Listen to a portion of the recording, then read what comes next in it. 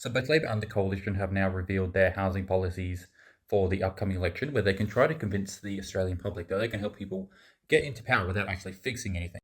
And we as a country have been designed to have this housing crisis. So if you look at all the tax breaks that we have, it's pretty much we have designed the system to be this way because we treat houses not as a place to live, but as a speculative asset, as a financial asset that always must keep growing.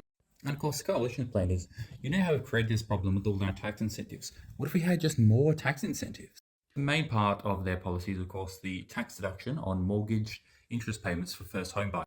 I generally don't like things that mean that the government will have less money to pay for social services, but it's not going to be a huge amount, and it will help people who are trying to get into the housing. But of course, the main problem is that this doesn't fix anything, does it, coalition? No, this just means that the housing supply stays the same. You're just increasing the demand a little bit with some subsidies, which just means the house prices are going to go up. So maybe if you're like the first people down the rank who can get into this, then maybe you'll get a house that is unaffordable for you, but you're getting subsidized to be able to buy it. But then this is just going to keep making the housing prices worse and worse, and it's going to make it more and more expensive to get a house after that. What's probably more disappointing is probably Labor's because you kind of wish that they would maybe do a bit better, actually doing something to help. But alas, we have essentially the same problem with help to buy schemes and 5% deposits, which again, you're not making the houses any more affordable. They're still as unaffordable as they were. This is not going to make them less affordable. Perhaps it's still going to go up over the next 3 years. All that you're doing is help subsidize people who couldn't afford them to buy these houses that they can't afford.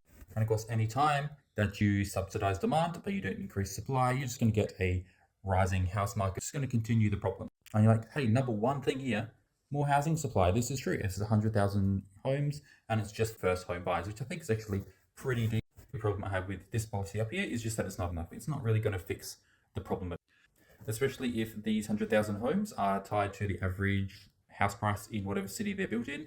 Well, the average house price is now unaffordable to first home buyers. So if these are just an average price home, they're still unaffordable. You can subsidize them, but that's obviously just going to, again, it's going to increase the demand more than it's going to increase the supply, which means the housing market is going to be getting worse. And even if you can guarantee that those 100,000 new homes are absolutely 100% definitely not going to have any overlap with houses that are already going to get built, and these are definitely going to be new builds only, then this is a government that's already apparently 400,000 homes behind their target. So maybe the problem is just like we have a lack of housing supply, and subsidizing demand is not going to help it. So if you're planning on getting a house in the next 3 years, then don't worry, neither of these two parties are actually going to try and fix anything.